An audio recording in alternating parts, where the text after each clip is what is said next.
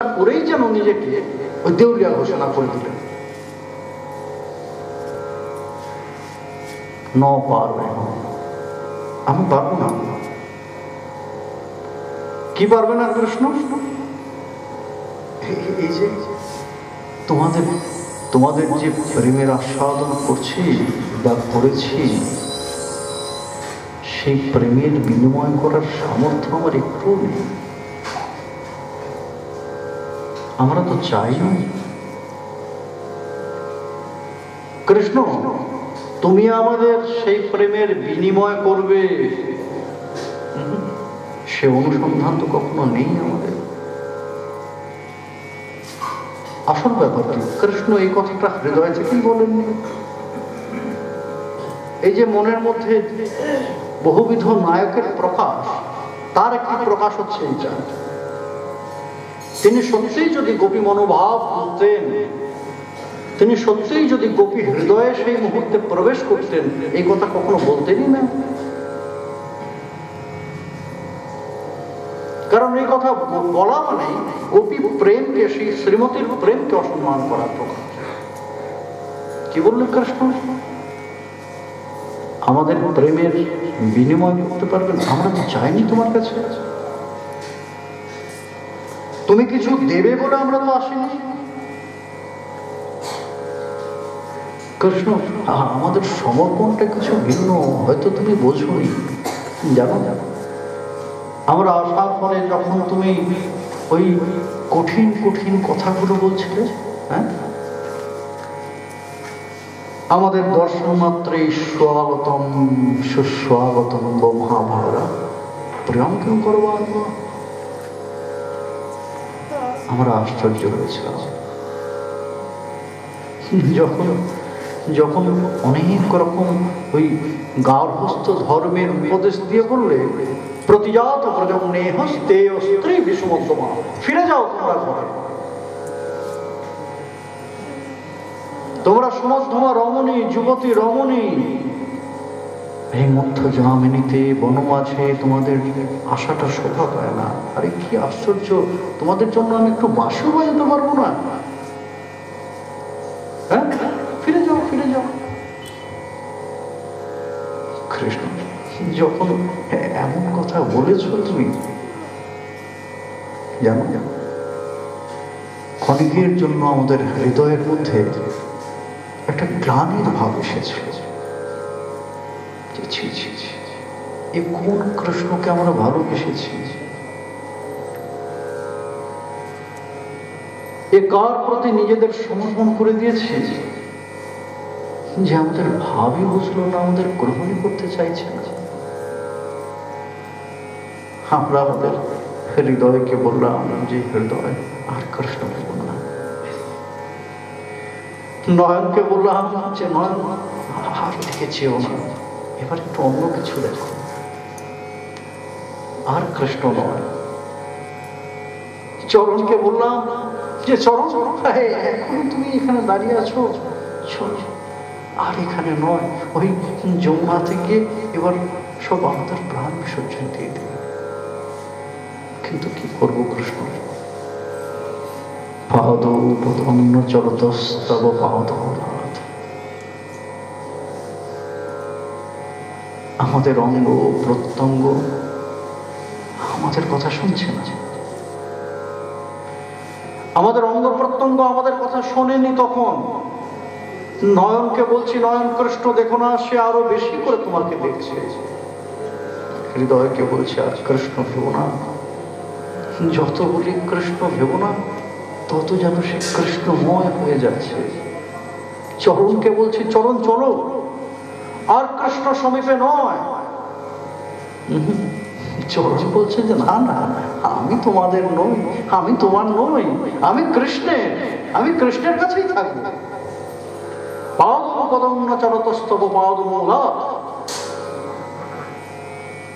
সব তোমার হয়ে গিয়েছে কৃষ্ণ।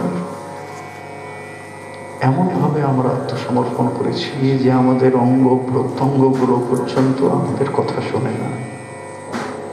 আর সেইখানে তুমি আমাদের সঙ্গে বিনিময়ের কথা বলো, কৃষ্ণ যদি বিনিময়ের চিন্তা করতাম তাহলে এই বনেই ছুটে আসতাম না, বনেই ছুটে আসতাম না। আমরা যেমন তেমন ভাবে আসেনি। পতি সুতান নয় ভদ্রবান অতি বিলম্ব তে অন্তচ্ছুতা অর্থাৎ তোমার কাছে যে ছুটে এসেছে কৃষ্ণ, আমাদের যেখানে যত সম্বন্ধ ছিল, যদিও সেগুলো সম্বন্ধ বলা যায় না, সম্বন্ধাভাস, এই জাগতিক ভাবে হয়তো তারা পতি, কিন্তু হৃদয়ের সঙ্গে কোনো সম্বন্ধ নেই। কিন্তু যতগুলো সম্বন্ধের নাম ছিল সেই সম্বন্ধগুলো অতি বিলম্ব সব ত্যাগ করে এসেছে। কেমন ভাবে ত্যাগ করেছে জানো কৃষ্ণ? অতি বিলম্ব কেন বললাম? কারণ হৃদয়ের মধ্যে সেই সংকল্প নিয়ে এসেছে আর কোনোদিন তাদের অঙ্গীকার করব না। আমরা ভাবিনি কৃষ্ণ, আমরা ভাবিনি যে যদি তুমি আমাদের প্রত্যাখ্যান করো আমরা গৃহে ফিরবো কি করে, কোথায় যাব, একবারও ভাবিনি তখন সেই কথা। যদি এসব ভাবনা আমাদের হৃদয়ে থাকতো তাহলে ছুটেই আসতাম না আমরা। আর তুমি সেখানে বলছো ন পার হবে। কি চেয়েছি তোমার কাছে আজ? আমরা তো কিছু চাইনি। চাইবেন কেন এরা? এরা তো চতুর। রসিক জন তারা কখনো গ্রহণ করেন না। যে জন শ্রীকৃষ্ণ ভজে সে বড় চতুর। এই চাতুরিটা কোথায়? এই চাতুরিটা কোথায়? চাতুরটা এখানে, ভগবানের সঙ্গে বিনিময় করেন, দেন। ভগবান দিতে চান, কৃষ্ণ যদি ছুটে ভক্তে ভক্তি মুক্তি দিয়া, ভোগের বিষয় মুক্তি, এই নানা প্রকার বিষয় কৃষ্ণ দিতে চান। কিন্তু রসিক ভক্ত বলেন যে না না, আমি তো চাই না তোমার কাছে কিছু, না না নাও তুমি। আমার মনে হয়েছে তোমাকে কিছু দেবো, সুতরাং তুমি নাও। যে নির্বুদ্ধি সাধক সে নিয়ে নেবে, যে নির্বুদ্ধি সাধক সে নিয়ে নেবে। আর নিয়ে নিলেই কি হবে না, যে বিনিময় হয়ে যাবে। ভগবান নিজের দিক থেকে পরিষ্কার হয়ে যাবেন, যারে ও তো আমার সাধন করেছে, আমি দিয়ে দিয়েছি, ব্যাস সম্বন্ধ শেষ। রসিক জন সে বলে যে না না কৃষ্ণ, আরে তুমি এত দিতে চাইছো কেন, বুঝেছি, কিন্তু আমি যে নেব না, কারণ নিলেই তুমি পালিয়ে যাবে। আর আমি যদি না নেই চিরকাল তুমি আমার কাছে বাধা পড়ে থাকবে।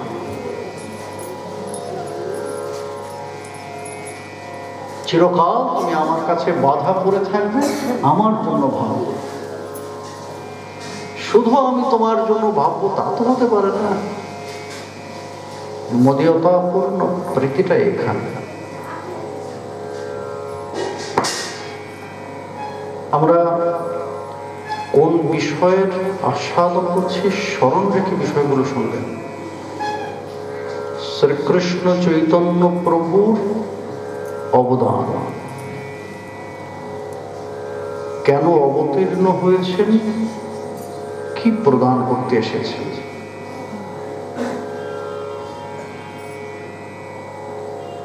নাম প্রেম প্রচারিতে এই অবতার যদি এইটুকু বলেই শেষ করে দিই তাহলে চৈতন্যকেই জানা হলো, শ্রী গৌর সুন্দরকেই জানা হলো না। প্রেম নাম প্রচারিত এই অবতার এইটুকু বললে যে না, কিছুই বলা হলো না। এই জন্যই এই সমস্ত কিছু বলে কবিরাজ গোস্বামীপাদ বলেছেন যে এবার মূল কারণটা বলছি তিনি কেন এসেছেন। তাহলে এতক্ষণ কি বললেন এগুলো? এই যে প্রেমরস নির্যাস করিতে আস্বাদন, এই কথা বলার পূর্বেই কবিরাজ গোস্বামী কি বললেন? যে লাগিল অবতার কহি সে মূল কারণ। তাহলে এতক্ষণ ধরে কি বললেন? এগুলো কোনো বিষয় নয়। বললেন যে আরে এগুলো তো ভগবানের স্বাভাবিক বিষয়, সমস্ত ভগবত স্বরূপেই এই বিষয়গুলো দেখতে পাবে। তাহলে আর গৌর সুন্দরের কথা বলছি কেন, আবৃত কৃষ্ণের কথা বলছি কেন, কেন বলছি বিশেষ? এতক্ষণ যা যা শুনলে সমস্ত ভগবত অবতার বৃন্দের মধ্যে এটা শুনতে পাবে। যুগ ধর্মের প্রবর্তন, ভক্তের প্রতিপালন, সাধুর রক্ষণ, সবকিছুই অন্যান্য অবতার বৃন্দের মধ্যে দেখা যায়। কারণ ভগবান অবতীর্ণ হন যুগ ধর্মের প্রবর্তন করতে, তিনি করেন। স্বয়ং ভগবান অবতার কালে আর সব অবতার তাহে আসেন। স্বয়ং ভগবান যখন অবতীর্ণ হন তখন ওই যত যত অংশাবতার, কলাবতার, যুগাবতার, যত যত অবতার বৃন্দ আছেন সব তার সঙ্গে এসে মিলিত হন। ওই তাদের মাধ্যমে এই সমস্তগুলো করছেন, তো অন্য কিছু নয়, তাদের মাধ্যমে করছেন। এটা স্বয়ং ভগবানের ক্রিয়া মনে করবেন না। অসুর মারণাদি ক্রিয়া ওই তার অন্যান্য স্বরূপের মাধ্যমে করছেন, কারণ তারা তার মধ্যে আছেন। তখন শ্রী বিষ্ণু আছেন, নৃসিংহ আছেন, যত যত পূর্ব অবতার সব তার মধ্যে আছে। তাদের মাধ্যমে এগুলো করছেন। স্বয়ং ভগবানের ক্রিয়া, স্বয়ং ভগবানের একমাত্র ক্রিয়া হচ্ছে প্রেম আশা, আর কিছু নয়। সেই জন্যই কবিরাজ গোস্বামী পাদ যখন জিজ্ঞাসা করা হলো তাহলে এতক্ষণ কি বললেন, এই যে বললেন যে অবতারের কারণ, চতুর্থ শ্লোকের অর্থ এই কইল সব প্রেম নাম প্রচারিত এই অবতার, এই যে এসব কথা বললেন এগুলো কি? তাহলে আবার এখন বলছেন যে লাগি অবতার কবি সে মূল কারণ। তাহলে সেসবের জন্য তিনি আসেন না? না, আরে ওগুলো সাধারণ কথা। এবার আমার গৌর কেন এসেছেন সেই কথা বলছি।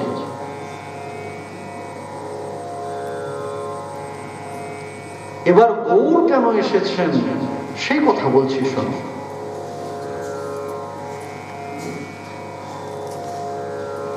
এই বলি তিনি এই কথা বলতে আরম্ভ করেছেন যে শোনো শোনো, প্রেমের চেতা, প্রেমরস নির্যাস করিতে আস্বাদন, রাগ মার্গ ভক্তি লোকে করিতে প্রচারণ। প্রেম নাম প্রচারিত এই অবতার, সেটা একটা সাধারণ বিষয়,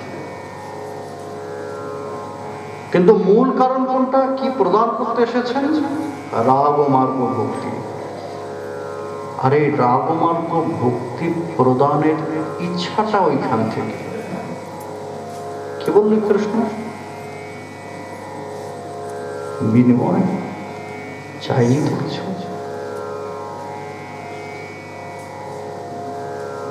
আমরা তো কিছু চাহিদার প্রকাশ করিনি। আমরা কি বলেছি যে কৃষ্ণ এটা দাও, ওটা দাও, সেটা দাও? আমরা কি বলেছি প্রেমের বিনিময় করো? তা বলনি। যদি বলো অনুভব বলো। তখন যা বলেছিলেন ন পারোয় হয়, তখন যেন একটা লম্পট নায়কের ভাব হৃদয়ে প্রকাশিত হয়েছে, যে আরে এদের তো ঠেকাতে পারে। কারণ এই সমস্ত বলেছেন কখন? ওই গোপী গীত শোনার পরে। সর্বনাশ, এদের ভাব তো বড় গভীর, তলাতল খুঁজে পাচ্ছি না। এই আমাকে গালাগাল দিচ্ছে, আবার এই ভগবান বলে বন্দনা করছে। এই বলছে রূপেতে ভ্রমরা গুণে নুনে চড়া, আবার এই শুনছি তব কথামৃতম তপ্ত জীবনম।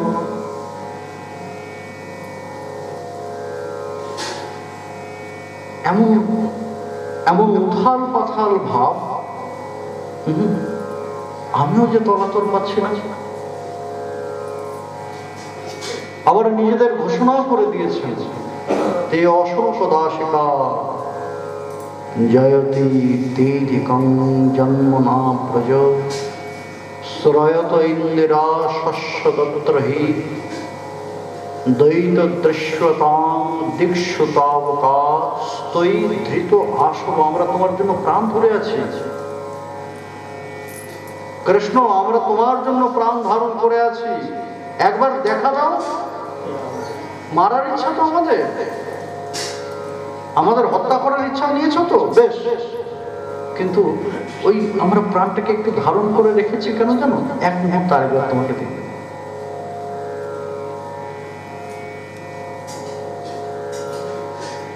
স্তৈ ধৃতা সবস্তাং বিচিন্নাতে, একবার এসে দেখা দাও। শরদুদাশয় সাধু জাত সৎ সরসিজোদর শ্রীমুষাদৃশা সুরতনাথ তে শুল্ক দাসিকা বরদ নিম্নত নেহকে। ওদের মারতে চাও কেন কৃষ্ণ? আমরা তো তোমার কাছে চাইনি কিছু, অশুল্ক দাসিকা।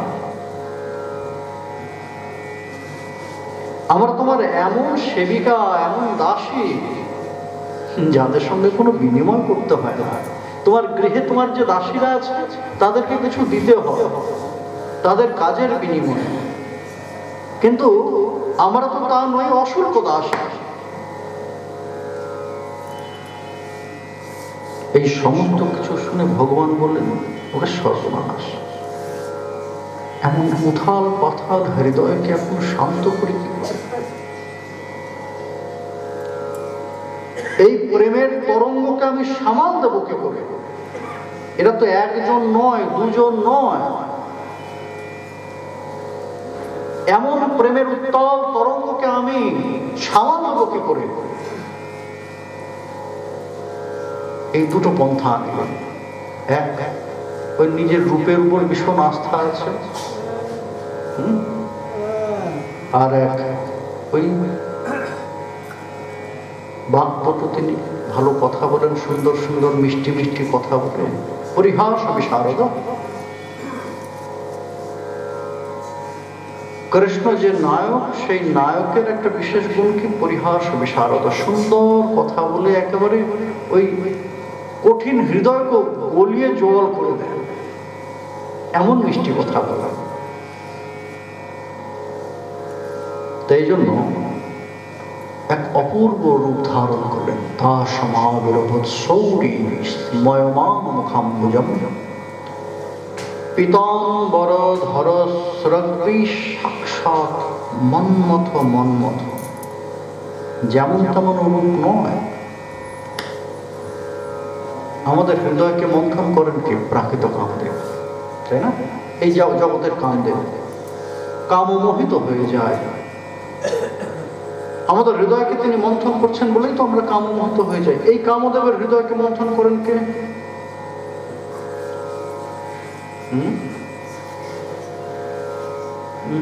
তিনি তো সাক্ষাৎ,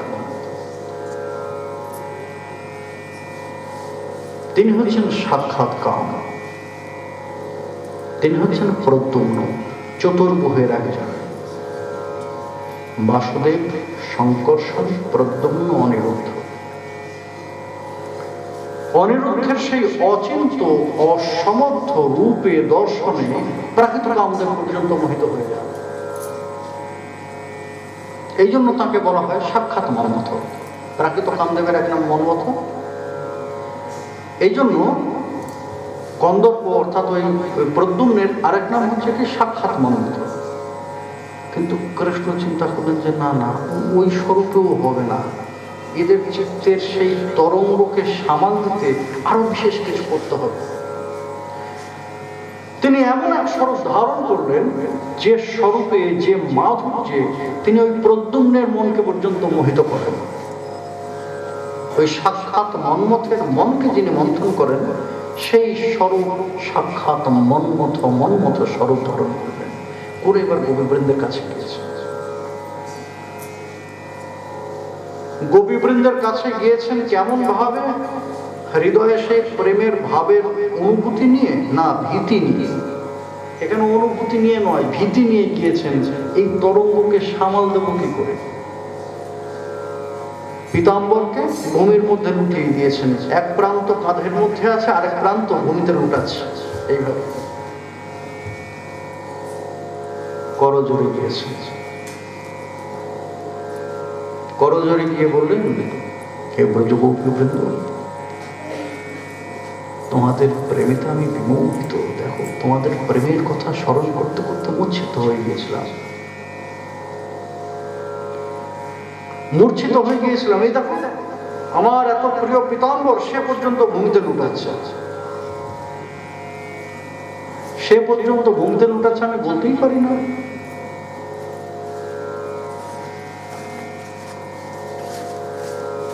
অপূর্ব তোমাদের গীতি, অপূর্ব তোমাদের মনের ভাব, আর এইসব কিছু শ্রবণ দর্শন করে আমার এই কথাই মনে হয়েছে, ন পারবে, আমি পারব না। প্রবঞ্চনা আর বুঝতে হবে, কিন্তু অনুভব করলেন যে আমি যা হারিয়েছি, যে প্রেমকে আমি পিছনে ফেলে এসেছি, সেই প্রেম আস্বাদন করতে হবে। এই নতুন করে প্রেমরস নির্যাস, আস্বাদন, রাগমার্গ, ভক্তি জগতে প্রচারণ, এই যে বিশেষ ইচ্ছাটা কখন জাগ্রত হলো? কখন মনে হলো যে না, আমি ভুল করেছি? সেখানে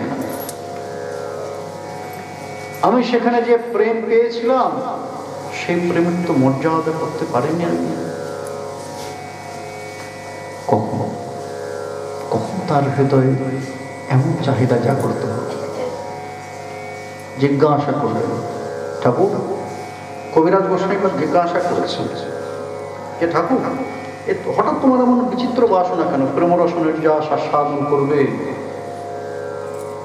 নিজেকে পাওয়ার পথ ঘোষণা করে দেবে, এমন ইচ্ছা কেন হলো? আরে সেও এক সুন্দর ঘটনা, বলো না ঠাকুর, শুনি কোথা থেকে এই হঠাৎ করে এই চাহিদার প্রকাশ হলো তোমার? বলবো, একটু দাঁড়াও। সেই ঘটনার কথা মনে করতে গেলে আমাকে সেই ভাবে যেতে হবে, যে ভাবে আমি তা অনুভব করেছি। হে শ্রোতৃমণ্ডলী,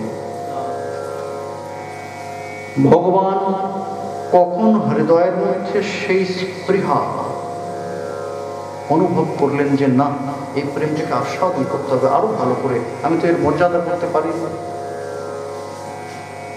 আমার তো নামের সার্থকতা আসেনি, আমি এতদিন এই নামগুলো বড় উপভোগ করেছি, রসিক শেখর, প্রেমিক শিরোমণি, সকলে বলেছে আর আমি খুব উপভোগ করেছি, কিন্তু সত্যি তো আমি এই বিশেষণগুলোর যোগ্য নই। আমি নিজেকে রসিক শেখরও বলতে পারি না, প্রেমিক শিরোমণিও বলতে পারি না, তবে এই বদনাম আমাকে ঘোচাতে হবে।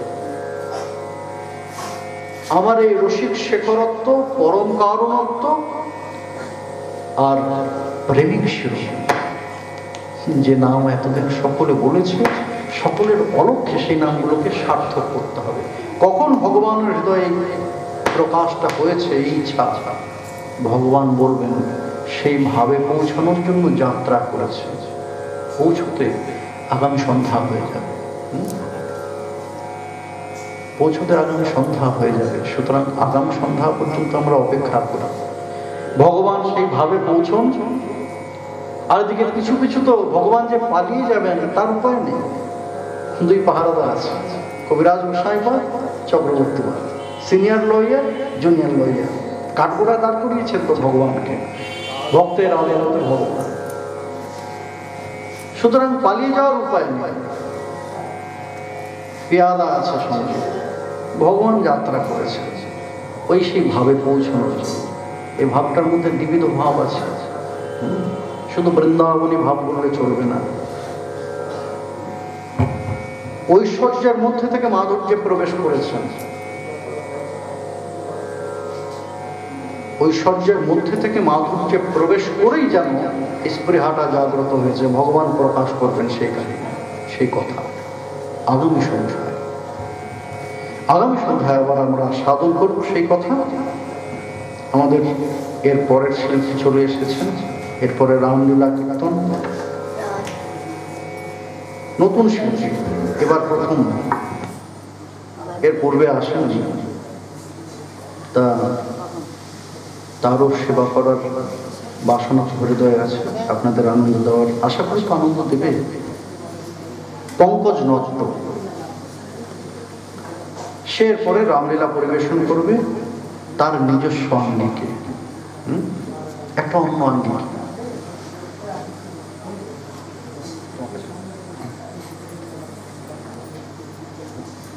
নিজের আঙ্গিকে রামলীলা পরিবেশন করবে, আশা করি আমিও। তা আমাদের নববিধা ভক্তির দ্বিতীয় পর্যায়ে প্রবেশ করি আমরা, শ্রবণম কীর্তনম। তা যেহেতু নতুন শিল্পী সেহেতু আমরা একটু নিয়ম রক্ষা করি। হ্যাঁ, গৌর হরি বল কীর্তন।